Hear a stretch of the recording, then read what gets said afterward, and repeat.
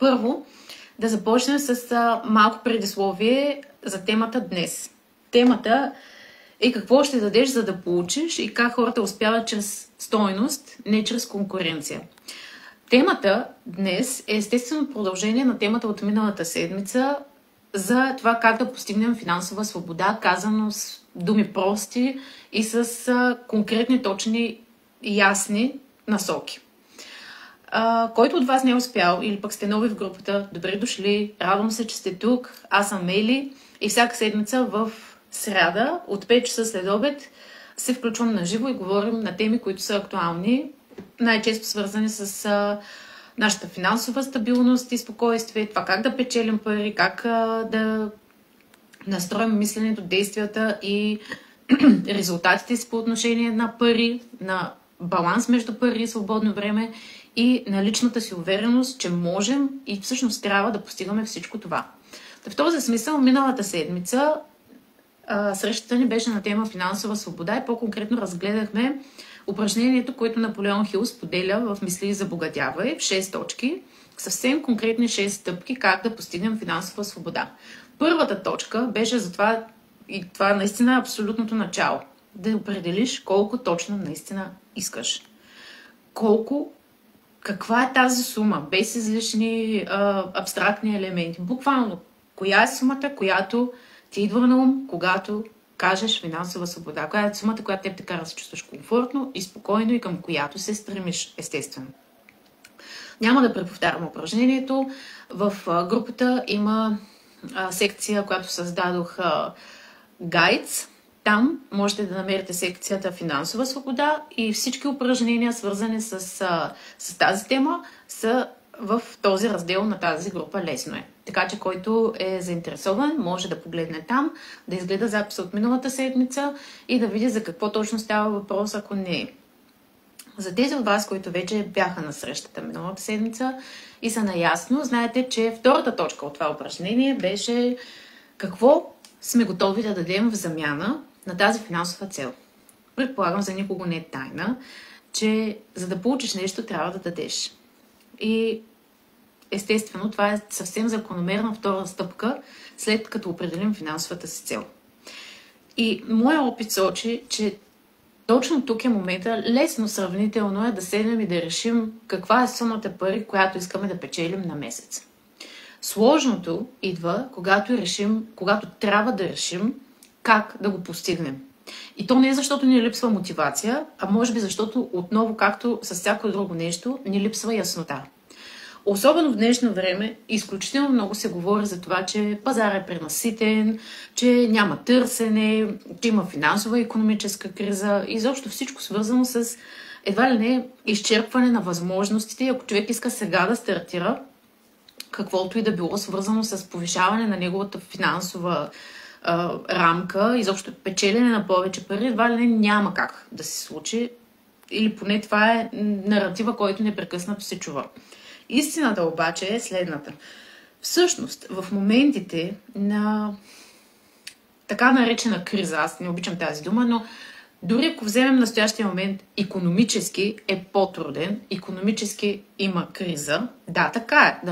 Това е нещо обективно. Но истината е, че в такива моменти хората са много по-дисциплинирани, стягат се, насочват си вниманието и изобщо почват да развиват рефлекси, които когато нещата вървят много плавно и има повече изобилие около нас и повече спокойствие, леко претъпяваме. Така че е хубаво да се насочи към това, че първо няма такова нещо като липса на възможности. Защо казвам винаги на всички, с които си говоря и особено на хората, с които работя, че няма конкуренция? Хората много погрешно разбираме конкуренцията. Защо? Защото така сме научени. Защото когато се захванем да правим нещо, първото, което ни се казва, е да се огледаш в сферата, да видиш какво се прави, да видиш какво се предлага и да се ориентираш спрямо тези фактори, дали ти се вписваш, дали има място за теб, дали има къс от цялото това нещо за теб. Затова и хората непрекъснато се сравняват и по този начин буквално убиват всичките си шансове. Защото истински успелите хора не са тези, които се оглеждат извън тях, за да видят какви възможности има.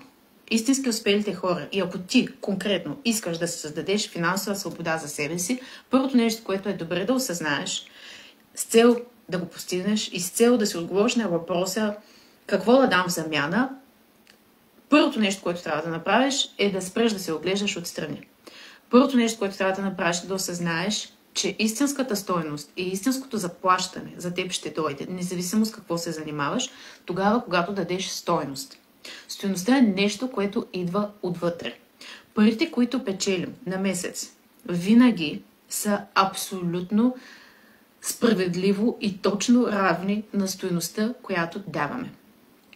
Сега, може би това нещо ще те подразни, защото може би ти се стараеш изключително много, влагаш страшно много енергия, влагаш много труд, влагаш много време и не си заплатена адекватно и справедливо и не усещаш, че има тази справедливост за теб. Затова в днешния лайв ще разгледаме няколко неща.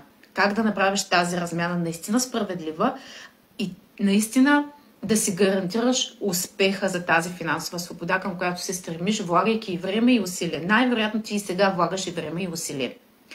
Затова първата точка, за да може наистина твоите усилия да дадат резултат и да повярваш, че всяко нещо, което ти пожелаеш да постигнеш и си го сложиш като финансова цел е възможно за теб, е да осъзнаеш, че има безкрайно много възможности за всеки от нас.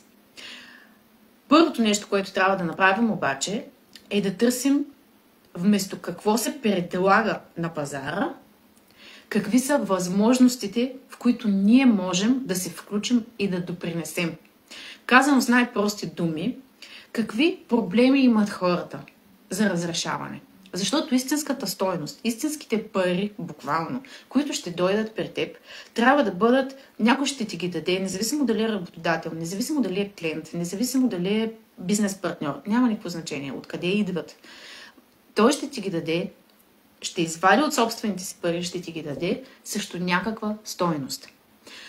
Най-честата грешка, която ние правим, заради която усещаме конкуренция в живота си, е, че ние се оглеждаме за възможности, от които можем да получим. Мога да направя това, защото ще взема това. Мога да направя там, мога да се включа в това, защото там има полза за мен. Не дей. Спри да търсиш какво можеш да вземеш от настоящия пазар. Помисли какво можеш да дадеш на пазара. И в този смисъл откриваш две неща. Какво ти можеш да създадеш, отключваш собствената си креативна енергия, предизвиквайки се да помислиш с какво можеш да бъдеш полезна. И трето, спираш да се оглеждаш и да смяташ, че всичко е изчерпано. Особено в днешната ситуация на икономическа криза, на липса на нови работни места, пазара се свива, хората спират да харчат. Не е така. Хората започват да ценят повече парите си. Започват да ценят времето си. Започват, когато пазара се свива, когато възможностите се свиват, хората стават по-дисциплинирани към себе си, повече ценят и това, което получават, и това, което дават. Тоест, ако ти си човек, който иска да успее, има вътрешната мотивация и търси начини, това са едни прекрасни условия за теб. Защото в моментите, в които сме изправени пред каквито и да било кризи, ние се сблъскваме с много проблеми. А истински успешните хора и финансово стабилни, успели и свободни са тези, които умеят да разрешават проблеми. И това е истинския въпрос, който трябва да се зададеш.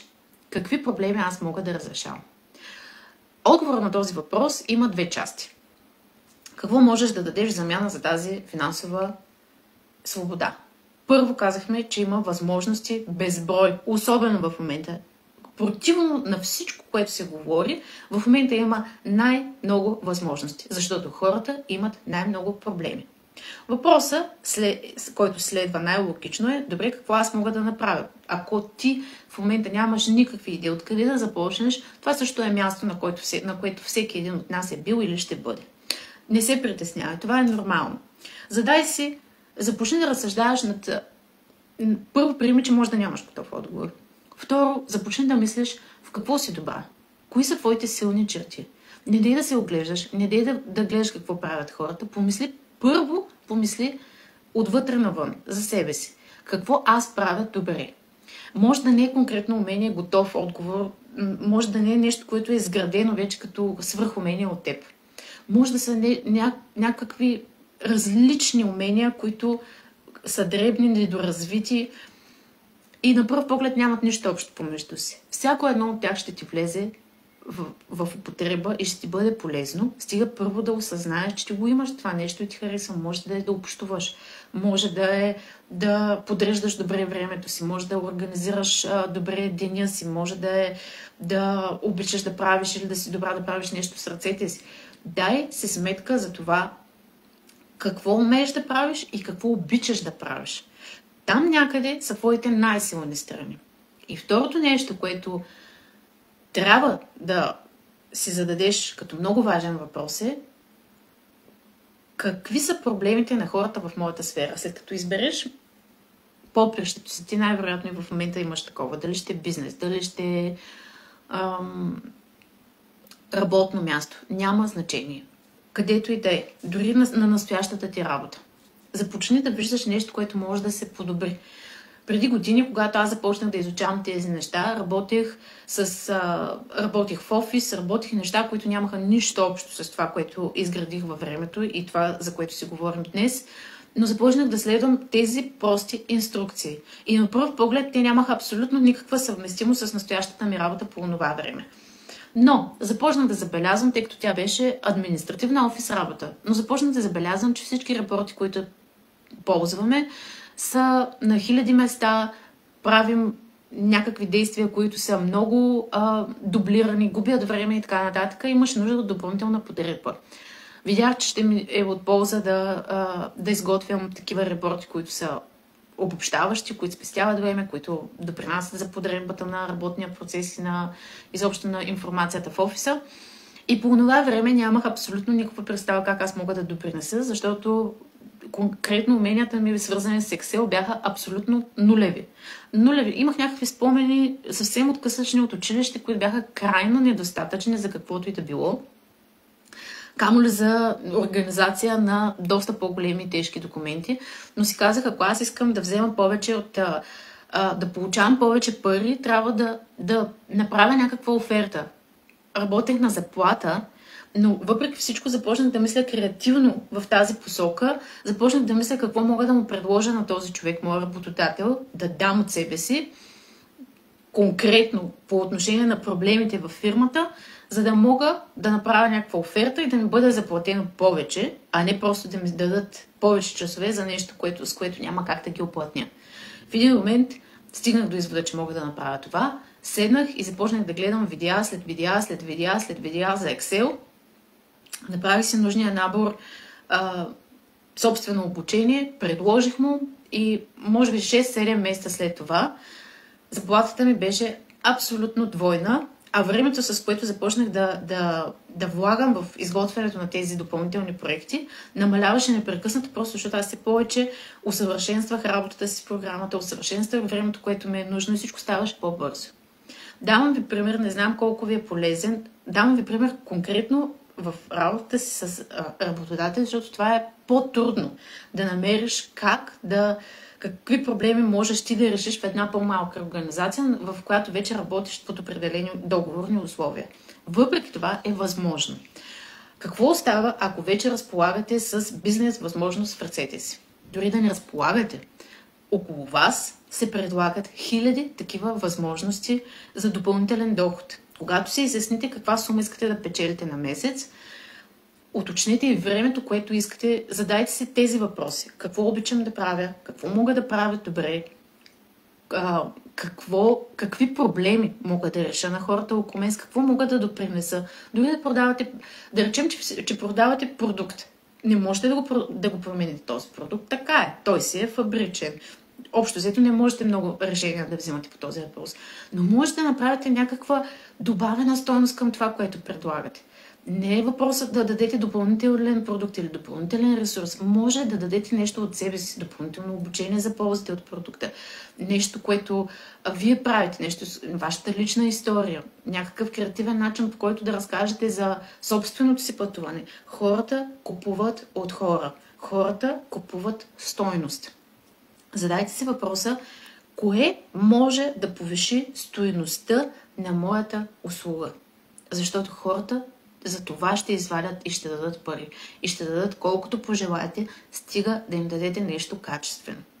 Така че помислете как може да се повиши качеството на това, което предлагате.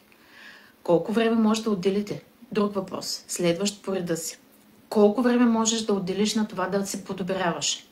Да учиш новото умение, да развиваш новата услуга, новото поприще, това, което искаш да създадеш. Каква емоция влагаш, след каква енергия тръгваш? Това са 3 неща, над които трябва да помислиш. Колко време можеш да отделиш? Това са все подточки на въпроса какво съм готова да дам в замяна на постигането на моята финансова цел. Определи си в какво си добра, от какво има нужда пазара, какъв проблем ти можеш да решиш, как можеш да вложиш своята креативност, по колко време на ден можеш да отделяш, за да го изградиш това нещо. Потенциално ще имаш нужда от това време. Ако е нещо, което вече правиш, то ти носи резултатите, които вече получаваш. Ако искаш други резултати, съответно трябва да предвидиш, че това нещо ще отнеме някакво време да го изградиш първо в себе си и след това за хората. Какво влагаш като енергия? И това е нещото, с което започнах. Освободи се от притесненията, освободи се от страховете, че пазара е пренаситен, освободи се от напрежението, че хората в момента нямат пари и така нататък. Хората в момента имат проблеми. Хората, които успяват в момента, са тези, които могат да разрешат проблеми. И всеки един от нас е предоволен да плати за нещо, което му решава проблема и го правим всеки ден.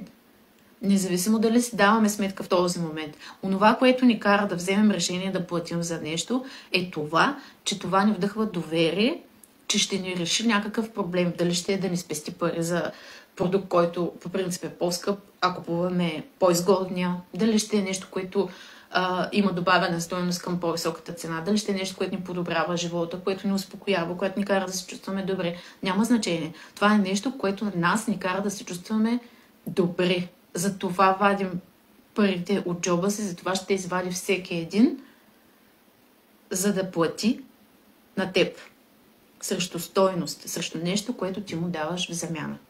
Така че от едната страна имаш финансовата си цел, от другата страна имаш това, което ти предлагаш за нея. Двете неща трябва да бъдат справедливо равни.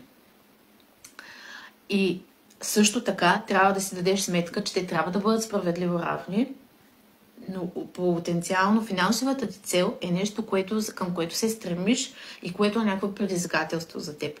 Затова в изграждането й добавих прецени си какво е време. Защото ние сме нетърпеливи, искаме всичко да не се случи за вчера. 2-3 месеца полагаме свръхусилия и след това се демотивираме, че нямаме крайни резултати.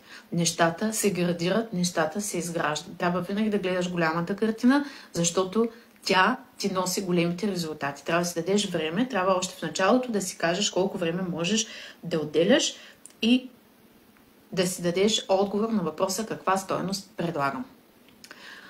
Надявам се, че това ти е било полезно. Най-честата грешка, която правим, отново преди да приключа, е това, че се притесняваме, защото се оглеждаме, сравняваме се с другите и това ни кара много често да се потискаме много, защото се сравняваме. Истината е, че всеки има свой път, истината е, че всеки има своята уникалност и всеки има какво да даде. Въпросът е всеки от нас да го открие това нещо, да си даде сметка за него и да го приветства в живота си. Потенциално тези отговори няма да можеш да си ги дадеш веднага, особено ако не си разсъждава в тази посока. Дай си време, както си даде време и за финансовата цел, помисли и за това, защото на финала и това, с което ще приключа, ако ще изграждаш нещо, ако ще влагаш време и усилие, нека да е нещо, което ти харесва, нека да е нещо, което правиш от сърце, нека да е нещо, което те вдъхновява, нека да е нещо, което те кара да се гордееш от себе си и да се чувстваш добре и ползотворна и удовлетворена от работата си. Защото само така ще имаш истинска възвръщаемост. А това става по два единствени начина. Да осъзнаеш какво имаш в себе си и да осъзнаеш какво можеш да дадеш насреща. и колко можеш да бъдеш полезна. Когато тези две неща ги срещнеш, идва твоя златен ключ към финансовата цел. Преди да приключа, ще ви кажа, че и тази седмица съм подготвила нещо. Един безплатен наръчник, който хем е достатъчно дълъг, за да ви помогне наистина да откриете това, което търсите за себе си. Хем не е прекалено дълъг. 15 странички, съдържа въпроси, които ще ви помогнат много да откриете това, което наистина искате и да го вложите в живота си, без това да стресира цялото ви ежедневие. Напротив, планирано, организирано, за да имате наистина хубави планирани и желани резултати, а не многото работа и многото резултати да са за сметка на личния ви живот и за сметка на личното ви удовлетворение, защото все пак го правите, за да се чувствате добре, а не да е поредното нещо, което ви натоварва. Има много упражнения, както казах, има 21-дневен план за действие. Включва много неща, ще ви оставя линк, който иска може да си го изтегли напълно безплатен, може да си го попълвате и така или иначе още следващата седмица вече ще говорим още по-практично и задълбочено по отношение на това какви са най-ефективните методи по създаването на един устойчив доход. Така че мисля, че това ще ви бъде доста полезно допълнение към целият този процес. Пак казвам, ще ви оставя линкче след лайфа. Надявам се, че ви е бил полезен. За мен беше, както обикновено, огромно удоволствие. Благодаря на всички, които се включиха. Благодаря ви, че сте тук. И ако имате някакви въпроси, пишете в коментари, пишете ми налично. Дайте своята обратна връзка и възползвайте се от наръчника, защото наистина е много полезен. И така иначе с една огромна част от него ще разгледаме какви са наистина най-новите, т.е. не най-новите, а едни от най-достъпните и най-популярните форми на допълнителен доход другата седмица. Изредила съм ги дори в наръчника. Изреждам и мрежов маркетинг, и афилиейт маркетинг, и създаването на собствен продукт, физически, дигитален, и заобщо всякакви форми на самоусъвършенстване и добра организация на времето, защото това е изключително важно. Затова повече другата седмица. Днес ви оставям, както обикновено, с пожелание за много хубава седмица, много успешна, много балансирана, да има от всичко, да има от успехи, да има от почивки, да има от време с любимите хора и най-вече да има време и за самите вас и за нещата, които обичате, защото в крайна сметка за това го правим.